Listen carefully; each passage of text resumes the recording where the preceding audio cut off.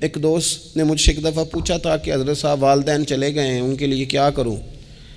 تو بڑی بڑی چیزیں بھی کی جا سکتی ہیں، لیکن میں نے اپنے اس محبت والے دوست کو یہ محبت والا مشورہ دیا تھا کہ میں چونکہ آپ کو جانتا ہوں آپ نماز میں کوتاہی کرتے ہیں، آپ نہ نماز پڑھنی شروع کر دیں۔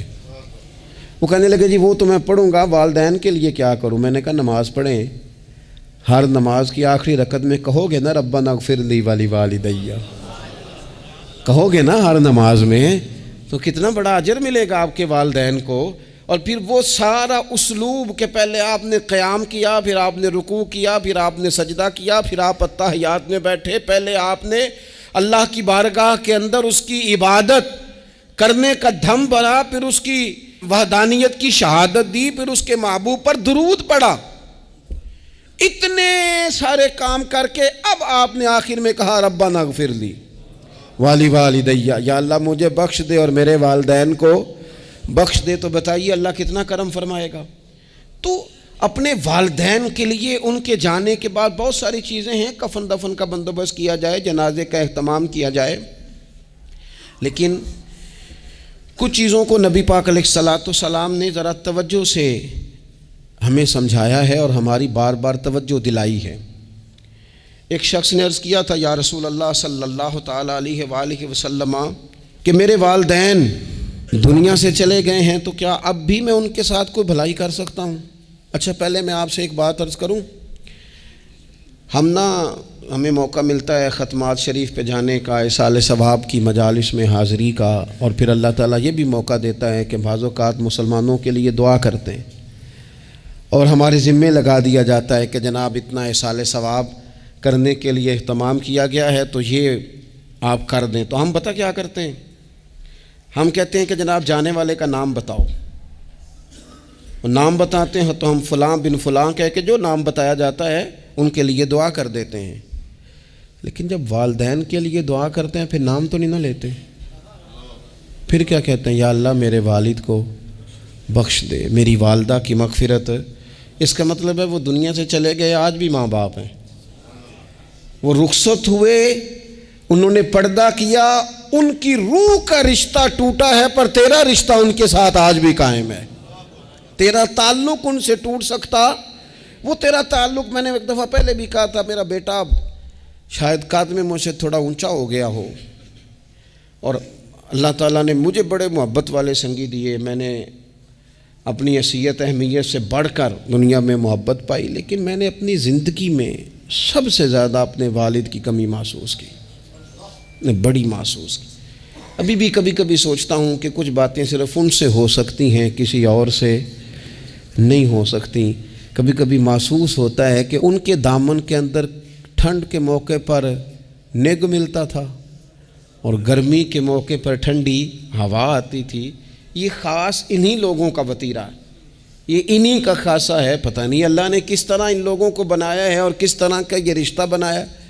تو نبی اکرم صلی اللہ تعالیٰ علیہ وسلم کی خدمت عالی مرتبت میں عرض کیا، صحابی نے سنن ابو داؤد شریف میں حدیث ہے، عرض کی یا رسول اللہ صلی اللہ تعالیٰ علیہ وسلم میرے والدین چلے گئے تو کیا میں ان کے جانے کے بعد بھی ان کے لیے کچھ کر سکتا ہوں؟ تو نبی پاک نے 5 باتیں ارشاد فرمائیں۔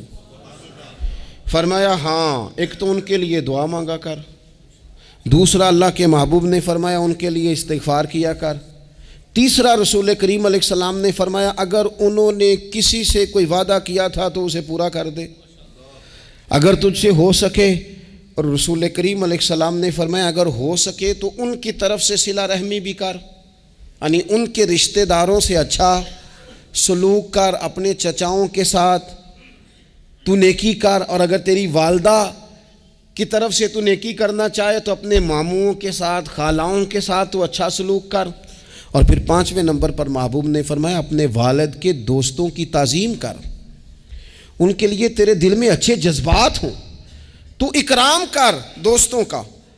اور والد کے دوستوں کے اکرام کا تو اتنا بڑا درجہ ہے کہ حضرت ابو بردہ رضی اللہ تعالیٰ عنہ تشریف لائے مدینہ طیبہ میں، حضرت ابو بردہ مدینہ طیبہ میں تشریف لائے تو حضرت عبداللہ ابن عمر رضی اللہ تعالیٰ عنہ ان سے ملنے پہنچ گئے فٹافٹی۔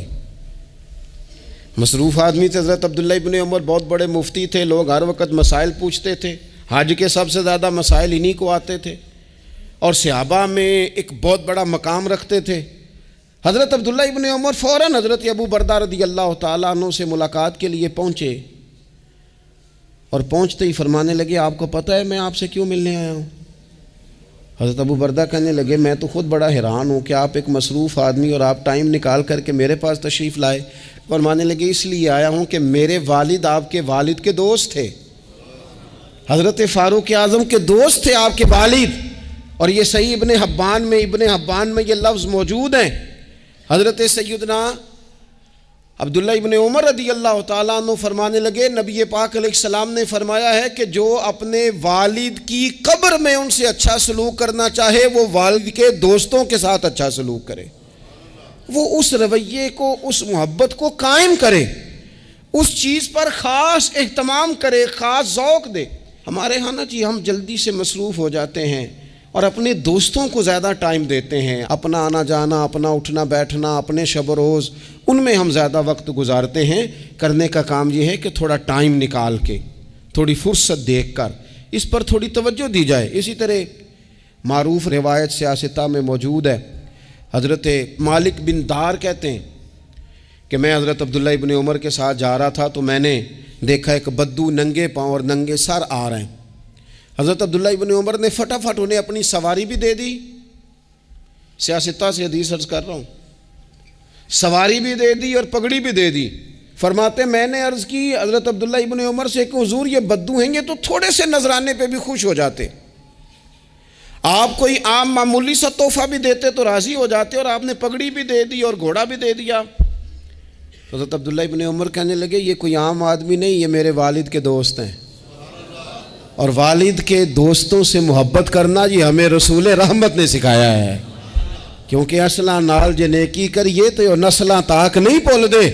محبتوں کو قائم رکھنا، ان کو دوام دینا. ہمارا تو چچا کے ساتھ سلوک نہیں رہتا، توجہ نہیں رہتی. ہم نے اصالِ ثواب کا جو مفہوم بنا لیا ہے وہ بڑا گڑبڑ ہے. اگر تو کسی کے پاس بہت زیادہ پیسے ہوتے ہیں تو وہ اصالِ ثواب کی محفل ویسے ہی ایک سیاسی اجتماع بن جاتی ہے. اور جو عام لوگ ہیں ان کا زور کہیں نہیں چلتا تو چلو مسجد میں تو چلتا ہی ہے نا. وہ آ کے کہتے ہیں مولوی صاحب کو کہ بچے بھیج دیں اور پورا قرآن پاک پڑھانا ہے ہم نے. بھئی نبی پاک علیہ السلام نے تو فرمایا جتنی دیر دل جمے اتنی دیر پڑھو. آپ نے کیوں پابند کیا پورا پڑھنے کا؟ اور پھر اللہ تبارک و تعالیٰ اگر معاف فرمانے پہ آئے وہ تو پتر بسم اللہ بھی پڑھے تو اللہ باپ کو معاف فرما دیتا ہے. شرط یہ ہے کہ خلوص ہو. وہاں تو معیار دیکھا جاتا ہے، مقدار تھوڑی دیکھی جائے. تو اصالِ ثواب تو یہ ہے کہ آپ ضرورت دیکھیں کس چیز کی ہے. ہمارے ہاں منوں کے حساب سے کھانے پک جاتے ہیں، بڑی بڑی لمبی دعوتیں ہوتی ہیں، بڑا کچھ ہوتا ہے. لیکن جو ضرورت ہوتی ہے، ضرورت کو ہم نہیں دیکھتے. اگر آپ کوئی اور کام ضرورت کا کرا دیں نا، کروڑوں روپیہ آپ نے لگا دیا ختمات پہ اور فلاں پہ، اور جس قبرستان میں آپ نے والد کو دفن کیا اس میں تو غریبوں کے لیے مزید جگہ ہی نہیں دفن کرنے کی، تو یہ اچھا اصالِ ثواب نہیں تھا کہ قبرستان کی جگہ بڑھائی جاتی. یہ اچھا اصالِ ثواب نہیں تھا کہ مسجد کا ماحول دیکھا جاتا، علاقے کے غرباء پر نظر کی جاتی. وہ لوگ جو بیچارے قرض کے نیچے آ کے پوری طرح دب گئے ہیں، نفسیاتی مریض ہو گئے، ان غریبوں کو دیکھا جاتا. یہ اصالِ ثواب نہیں تھا.